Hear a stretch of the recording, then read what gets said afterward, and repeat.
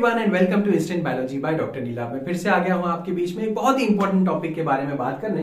मैं आज आपसे बात करने वाला हूं राइबो न्यूक्लियेज ए के बारे में। आपको ऑलरेडी पता है कि हमारी एक आरडीटी के ऊपर एक प्लेलिस्ट चल रही है रिकॉम्बिनेंट डीएनए टेक्नोलॉजी के ऊपर, और जिसमें मैं अलग अलग बेसिकली एंजाइम्स के बारे में आपसे डिस्कस कर रहा हूं जो कि इस्तेमाल होते हैं आरडीटी के अंदर।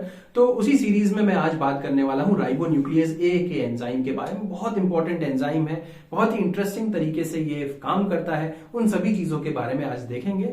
तो जल्दी से शुरू करते हैं। राइबो न्यूक्लियेज है, आप स्क्रीन के ऊपर देख भी सकते होंगे कि एक आरएनए का स्ट्रैंड आपको यहाँ पे दिख रहा है। तो इससे समझ में आ रहा होगा कि राइबो न्यूक्लियेज जो है उसका संबंध कहीं ना कहीं आरएनए के साथ है। तो बिना देर किए हुए शुरू करते हैं राइबो न्यूक्लियेज ए के बारे में। क्या क्या चीजें आपको पता होनी चाहिए राइबो न्यूक्लियेज ए के बारे में, तो एक एक करके इनको देखते हुए चलते हैं।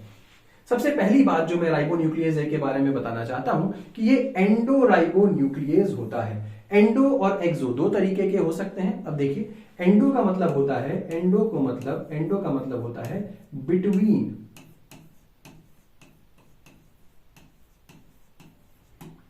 मतलब क्या है कि अगर मान लीजिए कि ये एक आरएनए का स्ट्रैंड है, जैसे सपोज करिए कि ये एक आरएनए का स्ट्रैंड है, इस आरएनए के स्ट्रैंड को ये साइड से नहीं काटेगा, यानी कि ये इधर से या इधर से नहीं काट सकता। ठीक, तो कट कहां से करेगा? ये बीच से कहीं कट कर सकता है। It can not cut from the terminal से नहीं कट कर सकता। तो ये कॉन्सेप्ट हो गया आपका एंडो राइबो न्यूक्लियेज का। अब देखते हैं कि इसका मॉलिक्यूलर वेट कितना होता है। देखिए, मॉलिक्यूलर वेट के बारे में बात करूं तो 13.7 kDa, बहुत ज्यादा बड़ा एंजाइम है, ऐसा कुछ नहीं कह सकते। Next, isolated from the बोविन pancreas. तो बोवाइन पैंक्रियास से ये आइसोलेट किया जाता है राइबो न्यूक्लियेज ए नाम का जो एंजाइम है। इसकी एक सबसे बड़ी खास बात क्या है कि ये वन ऑफ द हार्डिएस्ट एंजाइम होता है। हार्डिएस्ट शब्द बना है हार्ड से, यानी कि ये बड़ा रोबस्ट टाइप का एंजाइम होता है और इसके ऊपर ज्यादा इफेक्ट नहीं पड़ता, काफी स्ट्रांग। जैसे आपने देखा होगा ना कि जैसे कि आर्मी के लोग होते हैं, बहुत स्ट्रांग होते हैं, उनके ऊपर कंडीशंस का, एनवायरमेंटल कंडीशंस का बहुत ज्यादा इफेक्ट नहीं पड़ता। कुछ इसी तरीके का यह एंजाइम है, हार्डिएस्ट एंजाइम है, वन ऑफ द हार्डिएस्ट एंजाइम्स है। और इसके मैकेनिज्म के बारे में जरा बात करते हैं जो काफी इंटरेस्टिंग है। तो यहां पे मैं लिख सकता हूं मैकेनिज्म। तो मैकेनिज्म कैसा है इसका? It is a sequence specific. सबसे पहला शब्द जो दिमाग में आ रहा है वो है सीक्वेंस स्पेसिफिक। क्या मतलब है सर सीक्वेंस स्पेसिफिक का? सीक्वेंस स्पेसिफिक का मतलब है कि ऐसे ही रैंडमली कहीं पे कट नहीं करेगा। दैट मींस एक पर्टिकुलर जगह होगी, एक पर्टिकुलर सीक्वेंस होगा, उसी को देख करके वहीं पे कट करेगा, कहीं भी रैंडमली कट नहीं करता। दूसरी चीज, इट हाइड्रोलाइजेस सिंगल स्ट्रैंडेड आरएनए, यानी कि डबल स्ट्रैंडेड आरएनए के ऊपर ये काम नहीं करेगा। जब आरएनए सिंगल स्ट्रैंडेड होगा तो ही काम करेगा, और सिंगल स्ट्रैंडेड में भी कहां कट करेगा? अभी भी हमने कहा ना कि स्पेसिफिकली जगह पे ही कट कर सकता है। तो सिंगल स्ट्रैंडेड आरएनए को कट करेगा, और कहां पे कट करेगा? At the 3' end of the pyrimidine. Pyrimidine का मतलब साइटोसिन एंड यूरेसिन रेजिड्यूज। मतलब क्या हो गया? पिरिमिडीन रेजिड्यूज के 3' एंड पे कट करेगा। दैट मींस अगर मैं इस तरीके की बात कर रहा हूं, जैसे कि ये 5' एंड है और ये 3' एंड है, और यहां पे मान लीजिए साइटोसिन है, तो साइटोसिन के 3' एंड पे इसके जस्ट बाजू में काट देगा। समझ में आ गया कि नहीं आ गया? ठीक है, तो इस तरीके से कट करता है साइटोसिन और यूरेसिल। या तो यहाँ पे सी हो या फिर यहाँ पे यू हो। यू कैसे होगा सर? बेटा हम आरएनए की बात कर रहे हैं, तो अगर आरएनए की बात कर रहे होगे तो साइटोसिन के अलावा यूरेसिल होगा यहाँ पे। तो सी और यू इसके बगल में कट कर देगा 3' एंड की तरफ। ठीक, तो अब इससे जो बनने वाले एंड प्रोडक्ट होंगे, तो जो एंड प्रोडक्ट होंगे are pyrimidine 3' phosphates and oligonucleotides. 3' phosphates and oligonucleotides का मतलब क्या हो गया भाई? अब देखो यहां पे जब आप कट करोगे तो जो हमारे एंड प्रोडक्ट्स बनेंगे वो पिरिमिडीन 3' फॉस्फेट बनेंगे एंड ओलिगोन्यूक्लियोटाइड्स बनेंगे हैविंग 3' टर्मिनल पिरिमिडीन 3' फॉस्फेट्स। चलिए इसको समझने के लिए, ये लाइन आपको कॉम्प्लेक्स लग रही होगी, लेकिन इसको समझने के लिए हम वापस चलते हैं एक डायग्राम के ऊपर। ये है डायग्राम। जैसे कि इसको अगर हम देखें तो ये मेरा मान लीजिए एक आरएनए है। क्या है? राइबो न्यूक्लिक एसिड है। तो देखिए this is a ribo nucleic acid, ये मेरा आरएनए है। अब इस आरएनए में अगर आप गौर से देखें तो इधर भी एक लंबा सा स्ट्रैंड है और इधर से भी एक लंबा सा स्ट्रैंड है। एक छोटा सा एक बीच का एक पोर्शन देखा जा रहा है। ये एक बेस ए है, ये बेस बी है। आप बेसिकली कुछ भी समझ सकते हैं, बट पिरिमिडीन समझिएगा। तो जैसे ही आप इसको ribonucleic acid, ribonuclease A दे रहे हैं, राइबो न्यूक्लियेज ए जैसे ही आप इसको यहाँ पे दे रहे हैं और वाटर के साथ दे रहे हैं, क्योंकि यहाँ पे हाइड्रोलाइसिस करता है। हाइड्रोलाइसिस का मतलब होता है पानी की प्रेजेंस में ब्रेक डाउन करना, ऐसे ही नहीं तोड़ेगा। ब्रेक डाउन करने के लिए इसको पानी की बहुत ज्यादा जरूरत है, तो हाइड्रोलाइसिस इसीलिए बोलते हैं। तो हाइड्रोलाइसिस कर रहा है वाटर की प्रेजेंस में, जैसे ही ये होगा तो तुरंत ये क्या होगा, ये वाला जो बॉन्ड है यहाँ पे, ये जो बॉन्ड है इस बॉन्ड को यहां से तोड़ देगा। तो अब देखिए ये क्या बन गया आपके पास, ये आपके पास बन गया बेसिकली ये 5 प्राइम एंड पे फॉस्फेट था इसके 3 प्राइम एंड पे यहाँ पे भी फॉस्फेट है। तो हम कह सकते ये बेस कैसा था भाई मेरा, ये तो पिरिमिडीन ही था, क्योंकि मैंने आपसे कहा था कि पिरिमिडीन के 3 प्राइम एंड पे कट करेगा, तो 3 प्राइम एंड तो यही है सर, तो इसके पिरिमिडीन के 3 प्राइम एंड पे कट करेगा, यानी कि इस जगह से कट कर दिया। तो अगर कट कर दिया तो ये क्या बन गया, पिरिमिडीन 3 प्राइम फॉस्फेट बन गया। ठीक, तो पिरिमिडीन 3 प्राइम फॉस्फेट न्यूक्लियोटाइड्स यहां से बन करके निकलने लगते हैं। यही चीज यहां पे बताई गई थी, जो पीछे मैंने लिखा था वो पिरिमिडीन 3 प्राइम फॉस्फेट्स के बारे में ये लिखा था। जल्दी से वापस आते हैं, उसको देखते हैं कि मैंने यहाँ पे क्या लिखा था। End products are pyrimidine end products are pyrimidine 3 prime phosphates. ठीक है, pyrimidine 3 prime phosphates and oligonucleotides having 3 prime terminal pyrimidine 3 prime phosphate। तो बात एक ही है। तो ऐसे oligonucleotides बनकर के निकलते हैं जिनके 3 प्राइम एंड पे फॉस्फेट होगा और वो पिरिमिडीन के होंगे, यानी पिरिमिडीन के 3 प्राइम एंड पे फॉस्फेट होगा। इस तरीके के oligonucleotides बनकर के यहां से निकलेंगे, जैसा कि आपने अभी अभी यहाँ पे देखा। अगर हम वापस आए तो ये देखिए ये क्या बन गया, पिरिमिडीन 3 प्राइम फॉस्फेट, ये बेसिकली एक oligonucleotide बन गया जिसके 3 प्राइम पोजीशन पे फॉस्फेट है। कुछ इस तरीके की बात हो गई। उम्मीद है कि ये चीज समझ में आई होगी। अब वापस आते हैं, तो ये डिस्कस हो गया। अब ये देखिए ये बेसिकली एक डायग्राम मैंने लिया हुआ है, ये आपका राइबोन्यूक्लियस ए का स्ट्रक्चर है। अगर राइबोन्यूक्लियस ए के स्ट्रक्चर को आप देखें तो यहाँ पे हेलिक्स 2, हेलिक्स 1 यहाँ पे देखने को मिल रहा है, यहाँ पे आपकी हेलिक्स नंबर 3 देखने को मिल रही है। ठीक, उसके अलावा आपके यहाँ पे हेयर पिन टाइप के लूप्स भी देखने को मिल रहे हैं। ये भी आपका हेयर पिन लूप यहाँ पर भी देखने को मिल रहा है, एक और हेयर पिन यहाँ पे आपको देखने को मिल रहा है। जहां पर भी इस तरीके का जो स्ट्रक्चर है, लूपिंग जो दिख रही है, वो आपके लूप्स देखने को हमें यहाँ पे मिल रहे हैं। तो ये आपको बस एक आइडिया देने के लिए था कि राइबोन्यूक्लियस का स्ट्रक्चर कैसा होता है। यहाँ पे मैंने उसका फंक्शन आपको दिखाया कि किस तरीके से ये राइबोन्यूक्लियस ए फंक्शनैलिटी करता है, किस तरीके से काम करता है। आगे चलते हैं, थोड़ा सा एक और डायग्राम देखिए मेरे साथ। ये बहुत ही इंटरेस्टिंग डायग्राम है। देखिए क्या हो रहा है, ये एक आपका आरएनए का स्ट्रैंड है। किसका स्ट्रैंड है जी, आरएनए का। तो ये आरएनए का स्ट्रैंड है। अब देखिए ये कहां पे कट कर रहा है, देखिए ये पिरिमिडीन पे कट कर रहा है। मैंने आपको बताया था कि साइटोसिन और यूरेसिल के ऊपर कट कर, साइटोसिन और यूरेसिल के 3 प्राइम एंड पे कट करेगा। अब देखिए याद रखिएगा फॉस्फेट जो ग्रुप जो होगा वो पिरिमिडीन के साथ ही आएगा। अब देखिए साइटोसिन था, इसके साथ जो फॉस्फेट लगा हुआ था वो कट करके इस साइटोसिन के साथ में ही जाएगा। सिमिलरली देखिए यहाँ पे यूरेसिल है, यूरेसिल के साथ जो फॉस्फेट लगा हुआ है वो इसके साथ ही जाएगा। फिर सिमिलरली यहाँ पे देखिए साइटोसिन लगा हुआ है, ये फॉस्फेट यहाँ पे कट करेगा तो इसके साथ में ही जाएगा। तो आप देखिए देख पा रहे हैं कि ये जो है ये आपका पिरिमिडीन 3 प्राइम फॉस्फेट है। यहां पर भी देखिए आप, ये भी पिरिमिडीन 3 प्राइम फॉस्फेट है, और यहां पर भी देखिए ये भी आपका क्या है, पिरिमिडीन 3 प्राइम फॉस्फेट ही तो है। समझ में आ गया? तो ये कॉन्सेप्ट है आपका, पिरिमिडीन 3 प्राइम फॉस्फेट आपका यहां से बनता है।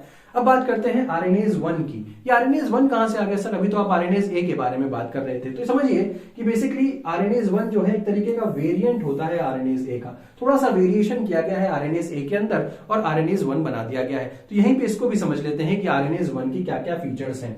और ये आरएनएज 1 जो है ये कॉमर्शियली अवेलेबल है, आरएनएज ए से बना हुआ है और कॉमर्शियली अवेलेबल है। तो किस वजह से आप कह रहे हो कि ये आरएनएज 1 जो है वो आरएनएज ए से मिलकर के बना हुआ है? तो समझिए यहाँ पे 70% आरएनएज ए का योगदान है और 30% जो है वो बाकी आइसो एंजाइम्स का योगदान है। आइसो एंजाइम्स का मतलब क्या हो गया? जो सिमिलर टाइप का फंक्शन शो करते हैं। तो 70% आरएनएज ए एंड 30% जो आरएनएज बाकी जो अलग टाइप के आइसोजाइम्स हैं वो यहाँ पे इस्तेमाल हो रहे हैं। अब यहाँ पे होता क्या है, बेसिकली आरएनएज 1 क्या कर सकता है? समझिए आरएनएज 1 क्या करता है, it causes hydrolysis of 3 prime to 5 prime phosphodiester bond. 3 prime to 5 prime phosphodiester bond का हाइड्रोलाइसिस करवाता है। अभी देखेंगे कि ये क्या होता है। 3 प्राइम टू 5 प्राइम बॉन्ड का फॉस्फोडाइएस्टर बॉन्ड का हाइड्रोलाइसिस का मतलब क्या है? With the formation of oligo ribonucleotides terminating in pyrimidine 2' to 3' cyclic phosphates. अभी जल्दी से देख लेते हैं कि इसका मतलब क्या है, बहुत आसानी से समझ में आएगा। देखो ये तो ये राइबोन्यूक्लियेज 1 का काम करने का एक तरीका है, आप देख सकते हैं। तो राइबोन्यूक्लियेज 1 में बाकी आइसो एंजाइम्स भी हैं, याद रखिएगा। तो यहाँ पे क्या किया जा रहा है, जब आप राइबोन्यूक्लियेज 1 देते हैं, RNase 1 दे रहे हैं, या आप राइबोन्यूक्लियस ए को भी कंसिडर कर सकते हैं, जब आप दे रहे हैं तो इसमें क्या हो जाएगा, ये जब कटेगा, ये जब टूटेगा तो ये साइक्लिक स्ट्रक्चर बना लेगा। दैट मींस ये जो फॉस्फेट है यहाँ पे, अब ये 2' और 3' दोनों एंड के साथ ये बन गया है। समझ में आया? तो जब आप इसको ये कट करेंगे राइबोन्यूक्लियेज 1 से, तो ये जब कटेगा तो ये फॉस्फेट ग्रुप जो है वो इसके साथ भी बॉन्ड बना लेगा, इस ऑक्सीजन के साथ भी ये बॉन्ड बना लेगा। तो जनरली यहाँ पे आरएनए के केस में क्या होता है, दोनों जगह OH लगा रहता है। तो अब ये दोनों ही ऑक्सीजन के साथ आपका ये फॉस्फेट आकर के कंबाइंड फॉर्म में जुड़ गया है। यही चीज यहाँ पे लिखा गया है। अगर आप देखें, वापस आते हैं इस चीज को देखिए, 3' to 5' फॉस्फोडाइएस्टर बॉन्ड को हाइड्रोलाइज करेगा with the formation of oligoribonucleotides terminating in pyrimidine 2' to 3' cyclic phosphates. अभी देखा ना आपने, 2' to 3' साइक्लिक, 2' 3' साइक्लिक फॉस्फेट का मतलब क्या हो गया, जरा देखिए, ये आपका 2' रीजन है, मैं इसको मार्क कर देता हूं, ये आपका 2' रीजन है और ये आपका 3' रीजन है। 2' to 3' साइक्लिक फॉस्फेट्स नहीं बन रहे हैं, यही तो बन रहे हैं साइक्लिक।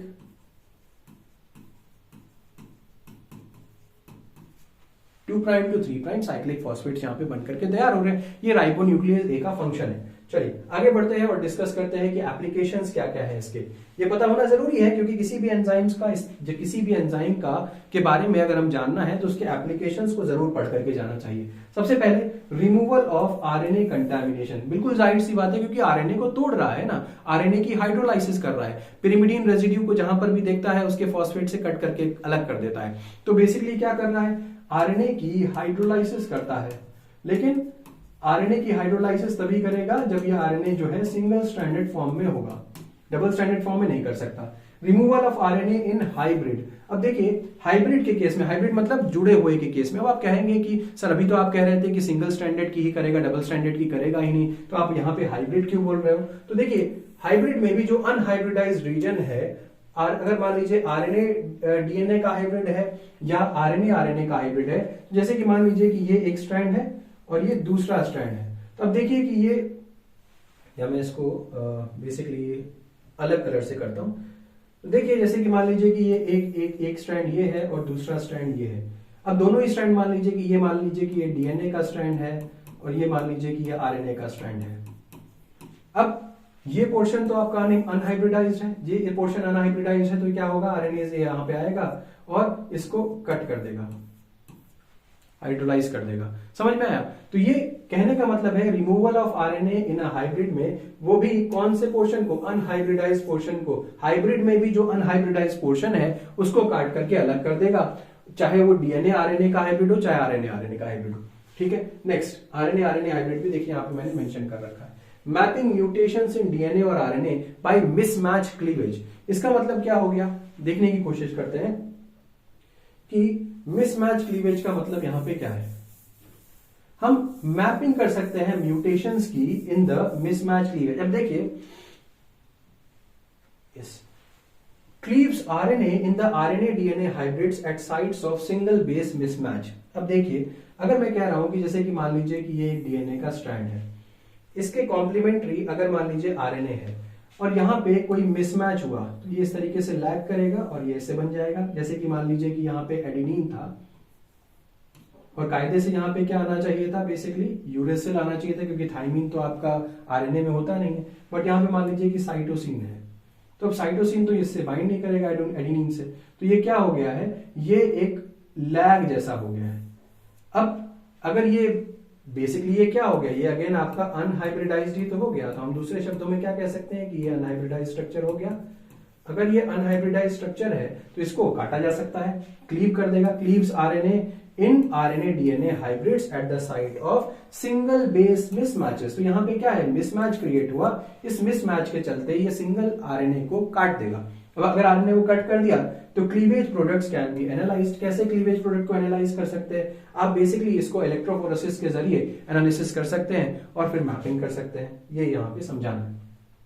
अब देखिए दूसरी चीज क्या है, इसका इस्तेमाल करके हम लोग आरएनए सीक्वेंसिंग भी कर सकते हैं। तो RNase A cleaves RNA at pyrimidine base, partial digestion results in termination with C और यू। जाहिर सी बात है कि जब आप आरएनएज ए से कट कर रहे हैं तो पार्शियल डाइजेशन की वजह से क्या बन रहा है, सी और यू प्रोडक्ट हमें बन रहा है। बट इसके साथ साथ अगर हम दूसरे आरएनएज का इस्तेमाल कर लें, जैसे कि आरएनएज टी, ये जी स्पेसिफिक पे कट करेगा, जी पे कट करेगा, आरएनएज यू, अब ये ए स्पेसिफिक है, और उसके बाद अगर हम पाइरीडीन एम के बारे में बात करें तो यू और ए के स्पेसिफिक होती है ये पीएचवाई एम के बारे में बात करें तो यू और ए स्पेसिफिक है, आरएनएज यू2 के बारे में बात करें तो ये ए स्पेसिफिक है, आरएनएज टी के बारे में बात करें तो ये जी स्पेसिफिक है। तो कहने का मतलब है कि लगभग हमारे पास सभी बेसिस के बारे में या बेसिस के लिए स्पेसिफिक आरएनएज हो गए।